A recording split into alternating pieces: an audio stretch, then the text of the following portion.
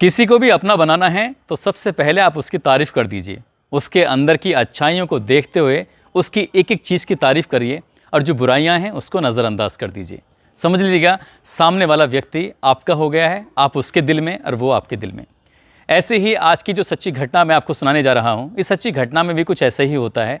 एक लड़का जो कि उम्र में ज़्यादा नहीं है, लेकिन सामने वाले का दिल जीतने के लिए वो जी भर के तारीफ़ करता था, बुराइयों को हमेशा नज़रअंदाज करता था।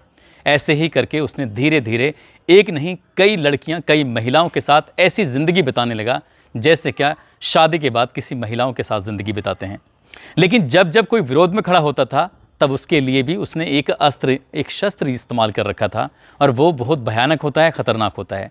जब भी प्राइवेट मूवमेंट होते थे, उन प्राइवेट मूवमेंट को वो अपने मोबाइल में कैद कर लिया करता था, और जब कोई विरोध करता था तो वही मोबाइल उसका हमेशा सहारा बनता था, उसकी मददगार बनता था। लेकिन कहते हैं कि क्राइम को कितने भी शातिर तरीके से क्यों ना कर लिया जाए, कभी क्रिमिनल पुलिस की या फिर बच नहीं सकता, चाहे वो कितना भी बचने की कोशिश करे। आज की कहानी में भी कुछ ऐसा ही होता है। आदाब, नमस्कार, सत श्री अकाल। मैं उस्मान सैफ़ी। आज की जो सच्ची घटना मैं आपको सुनाने जा रहा हूँ, ये सच्ची घटना है राजस्थान प्रदेश का एक ज़िला है सीकर। दरअसल इसी सीकर ज़िले की एक यूबी रेजिडेंसी एक इलाका है, एक कॉलोनी है। इस कॉलोनी में रहने वाली स्नेहा नाम की एक लड़की, जो कि बिल्कुल अकेली रहती थी। ना कोई परिवार का सदस्य रहता है, ना कोई दोस्त, ना कोई रिश्तेदार। अकेली रहती थी और अपने अकेलेपन को दूर करने के लिए वो मोबाइल पर फेसबुक के और सोशल मीडिया यानी कि इंस्टाग्राम वगैरह के वो पन्ने पलटती रहती थी। पन्ने पलटते पलटते कब उसके मोबाइल पर एक दिन हाय और हेलो लिखा हुआ आया। उसने पहली बार में तो उसको इग्नोर कर दिया, लेकिन दूसरी बार में फिर उसके पास हाय और हेलो लिखा हुआ आया। उसने उसको देखा तो उसकी जब प्रोफाइल पे जाती है तो प्रोफाइल पर देखने के बाद उसको बहुत ही खूबसूरत, बहुत ही अच्छा लड़का, हैंडसम दिखाई देता है। वो उसको एक फ्रेंड रिक्वेस्ट भेज देती है और फ्रेंड रिक्वेस्ट स्वीकार कर ली जाती है। इसके बाद इन दोनों की बातचीतों का सिलसिला शुरू हो जाता है। लड़का भी कम नहीं था और लड़का भी उसका जी भर के तारीफ़ किया करता था। इतनी तारीफ़ कि इतनी तारीफ़ सुनने के बाद कौन मंत्रमुग्ध ना हो जाए। ऐसे ही स्नेहा भी लगातार उसकी तारीफ़ों के उसमें भंवर में चलती चली जा रही थी, उलझती चली जा रही थी, और दोनों के बीच में कुछ इस कदर दोस्ती होती है। लगभग 1 महीने तक ऐसे ही चैटिंग चलती है। चैटिंग चलते चलते एक दिन स्नेहा ने अपनी ज़िंदगी का एक पन्ना सचमुच खोल दिया। वो कहती है कि संदीप, मैं तुम्हें एक सच बताना चाहती हूँ, और वो सच ये है कि मेरी शादी हो चुकी है और मेरा पति से विवाद चलने के कारण तलाक का मुकदमा चल रहा है। तो संदीप कहता है कि परेशान क्यों हो रही हो, ये तुम्हारी ज़िंदगी का एक पार्ट है, ये तुम्हारी व्यक्तिगत ज़िंदगी है, उसमें कुछ हुआ है तो कोई दिक्कत नहीं है, कोई परेशानी नहीं है, मुझे तो इसमें कोई एतराज़ नहीं है। तुम्हारा अगर तलाक हो जाएगा तो ये तुम्हारी स्वेच्छा है, भारत का संविधान हमें यही तो आज़ादी देता है। जब ऐसी मीठी मीठी प्यारी प्यारी बातें संदीप कर रहा था तो स्नेहा को वो और भी ज़्यादा अच्छा लग रहा था। लेकिन संदीप नहीं जानता था कि जो जिससे वो दोस्ती कर रहा है उसका केस बिल्कुल फाइनल की ओर है, और 24 मार्च 2022 को आखिरकार वो दिन आ जाता है जिस दिन का कोर्ट उसके पति से हमेशा हमेशा के लिए अलग रहने की अनुमति दे देता है, यानी कि तलाक हो जाता है। और इसी बीच में इन दोनों की दोस्ती कुछ बढ़ जाती है। पहले शुरुआत में ये लोग फ़ोन पर बात करते थे चैटिंग के माध्यम से, फिर बातें करते थे वीडियो कॉल के माध्यम से। फिर ये लड़का इसकी यूवी रेजिडेंसी कॉलोनी में आता था, और जब इनका मन करता था ऐसी रात में रुक के खाना वाना खा के चला जाया करता था। उस लड़के ने धीरे धीरे इससे नज़दीकियाँ बढ़ानी शुरू कर दी, और जब धीरे धीरे नज़दीकियाँ बढ़ने लगती हैं तब दोनों फिजिकल रिलेशन की कंडीशन में भी आ जाते हैं और एक दूसरे के साथ फिजिकल रिलेशन भी बनाने लगते हैं। जब 1-2 बार फिजिकल रिलेशन बन जाते हैं तो वो अपना मोबाइल का कैमरा ऑन करके सामने रख देता है और कहता है कि स्नेहा, मैं इन पलों को अपने मोबाइल में कैद करके रखना चाहता हूँ, मैं तुम्हें देखना चाहता हूँ, जी भर के देखना चाहता हूँ। उस लड़की ने इस बात का विरोध किया। उसने कहा कि ये सब सही नहीं है, इंटरनेट की दुनिया है, यदि मेरी वीडियो या हमारी वीडियो वायरल हो गई तो शायद हम किसी को मुंह दिखाने लायक नहीं रहेंगे। तो वो कहता है कि परेशान क्यों होती हो, ये तो मेरे पास ही रहेगा, इसलिए तुम्हें बिल्कुल परेशान होने की ज़रूरत नहीं है। और उसने उन खास मूवमेंट जो होते हैं जब वो संबंध बना रहे होते हैं तब उसने इन मूवमेंट को अपने मोबाइल, अपने कैमरे में कैद कर लिया।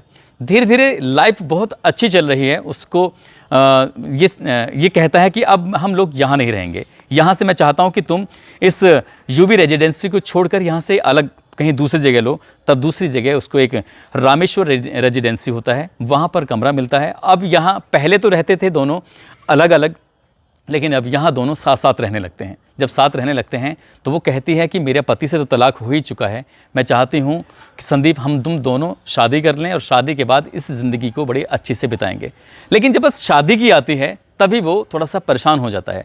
लेकिन उसको लड़की को तसल्ली देने के लिए, उसका दिल जीतने के लिए उसके आधार कार्ड पर उसके पति की जगह अपना नाम लिखवा देता है। उसके पति का नाम हटवा देता है और अपना नाम लिखवाता है संदीप गोदारा। नाम तो लिख जाता है और जहाँ भी कहीं बात होती थी तो उसे नाम दिखाता है, कहता है कि ये एक शुरुआत है, धीरे धीरे जितने भी तुम्हारे डॉक्यूमेंट्स हैं मेरे डॉक्यूमेंट्स में हर जगह तुम्हारा नाम होगा और तुम्हारे डॉक्यूमेंट्स में मेरा नाम होगा। लड़की को विश्वास आने लगता है और ये सिलसिला, ये लिव इन रिलेशनशिप का और संबंध बनाने का एक दूसरे के साथ चलता रहता है। जब मन करता था कहीं घूमने का घूमते थे, जब मन करता था कुछ खाने का वो खाते थे, जहाँ मन करता था वहीं अपनी मौज मस्ती किया करते थे। ऐसे चलते चलते एक दिन लड़की ने जो कुछ थोड़ा प्रेशराइज़ किया, उसने कहा मैं तुमसे शादी करना ही चाहती हूँ, यदि तुम शादी नहीं करोगे तो बात सही नहीं है। तभी उसने उसकी कहा कि मुझे तुम्हारे परिवार से मिलना है, तो अपने परिवार के सदस्य से बात करा दी। लेकिन बात जब शादी की आती थी तब वो उखड़ने लगता था, परेशान होने लगता था। तब वो लड़की थोड़ा परेशान होने के बाद उद्योग नगर पुलिस स्टेशन जाती है और वहाँ जाकर इस संदीप गोदारा के खिलाफ संबंधित धाराओं यानी कि बलात्कार जैसी धाराओं में मुकदमा दर्ज कराती, कहती कि ये लड़का पिछले कई महीनों से मेरे साथ ऐसा ही घिनौना कृत्य कर रहा है, इसने मेरा वीडियो भी बनाया है। जब मैं एफआईआर की बात कर रही थी तो उसने मुझसे कहा कि मैं तुम्हारा जो वीडियो है ये सोशल मीडिया पर वायरल कर दूंगा, तुम किसी को मुंह दिखाने लायक नहीं रहोगी। ये जब वीडियो वाली बात आती है तभी उससे गुस्सा आता है, तभी वो एफआईआर दर्ज कराती है। और जब बात पुलिस तक पहुंचती है तो पुलिस इस व्यक्ति को, इस लड़के को जिसका नाम होता है संदीप गोदारा, इसको गिरफ्तार करने के लिए लगातार दबिशें देने लगती है। इधर उधर इस शहर में, दूसरे शहर में, जहाँ जहाँ इसकी लोकेशन मिलती है तो वहाँ वहाँ इसकी लोकेशन के हिसाब से दबिश देने की कोशिश की जाती है। लेकिन ये काफ़ी वक्त गुजर जाता है लेकिन नहीं मिलता। आखिरकार पुलिस को सफलता मिलती है और अक्टूबर 2022 को ये लड़का आखिरकार गिरफ्तार हो जाता है। ये ट्राइटन मॉल जयपुर के पास ये गिरफ्तार कर लिया जाता है। पुलिस इस मामले की, इस आरोपी के खिलाफ जब जांच पड़ताल शुरू करती है तो पुलिस को 5 ऐसी महिलाएं मिलती हैं जिसका नाम स्नेहा, कविता, प्रियंका, ज्योति, नेहा, इस तरह की 5 लड़कियां मिलती हैं। लड़कियां अलग अलग हैं लेकिन उनकी जो पति हैं और उनके पति के जो नाम है, उनका एड्रेस है, वो एक ही है जिसका नाम होता है संदीप गोदारा। अब ये बात जब निकल के सामने आती है तो पुलिस भी हैरान थी और परेशान हो जाती है कि एक व्यक्ति की आखिरकार इतनी सारी पत्नियां कैसे हो सकती हैं। लेकिन पुलिस जब इस मामले की और जांच पड़ताल करती है और गहराई में जाती है तो पता चलता है कि ये 5 नहीं बल्कि 10 महिलाएं हैं जिनके साथ इसने ऐसे ही फेसबुक और सोशल मीडिया के माध्यम से दोस्ती करता है, उनके नज़दीक जाता है, उनके बहुत करीब जाकर उनसे ऐसे रिलेशन रखता है जैसे पत्नी के साथ रखते हैं। ठीक ये एक दो के साथ नहीं, लगातार जब चल रहा था तो पुलिस वाले उन लड़कियों से, महिलाओं से बातचीत करते हैं तो बताती हैं कि ये अपने आप को बड़ा बिजनेसमैन बताया करता था। इसके पास अपना एक एनजीओ भी होता था। ये गरीब बच्चों की मदद करने के लिए, उनको कपड़े पहनाने के लिए, साथ ही उनको खाना खिलाने के लिए ये इन लड़कियों को साथ लेके जाया करता था। कई लड़कियों को इसने अपने यहाँ जॉब पर भी रखा था। मोस्टली उसने ऐसी लड़कियों का चयन किया जो लड़कियां या तो तलाकशुदा होती थीं या उनकी उम्र ज़्यादा होती थी, उनके पास हो तो बहुत सारा पैसा होना चाहिए। ये ज़्यादा पैसे वाली महिलाओं को अपने पास रखता था और जब उनसे वीडियो कॉल शुरुआती दौर में करता था तो इसका घर बहुत अच्छा बना हुआ है। अच्छा घर होने की वजह से ये वीडियो कॉल पर हमेशा अपने घर की अच्छी अच्छी चीज़ों को दर्शाने की कोशिश करता था। खासकर जब भी वीडियो कॉल करता था तब अपने पास दिखाता था कि उसके पास बहुत सारे पैसे हैं। नोटों की गड्डियाँ अक्सर इसके पास रहती थीं। लड़कियों को लगता था कि ये बहुत अमीर है, जबकि उतना अमीर नहीं था जितना ये दिखाने की कोशिश करता था। असल में वो जिन लड़कियों का ये चयन करता था वो लड़कियां इससे कहीं ज़्यादा अमीर होती थीं और कभी कभी अपने बिजनेस, अपने व्यापार में ये लॉस दिखाकर उनसे कहता था कि मेरा 12 लाख का या 15 लाख का नुकसान हो चुका है, यदि मुझे 12 या 15 लाख रुपए का इंतज़ाम नहीं हुआ तो मैं मर जाऊंगा और मेरा दुनिया में रहने का कोई फ़ायदा नहीं है, ये वो। इस तरह की जब बातें करता था वो सामने वाली औरतें, महिलाएं कहीं ना कहीं इमोशनल हो जाया करती थीं। यदि कोई इमोशनल नहीं होती थी तब ये फांसी का फंदा अपने गले में डालकर लटकने की कोशिश करता था। तो कई बार ये नींद की गोलियां खाकर मरने की कोशिश करता था, ड्रामे करता था। इस तरह से इसने महिलाओं को न केवल उनके साथ शारीरिक शोषण किया बल्कि उनके आर्थिक और मानसिक नुकसान भी कर दिया। लगभग 10 से ज़्यादा महिलाओं के तो इसके साथ संबंध रहे हैं और कितनी महिलाओं ने सामने आने से साफ इनकार कर दिया।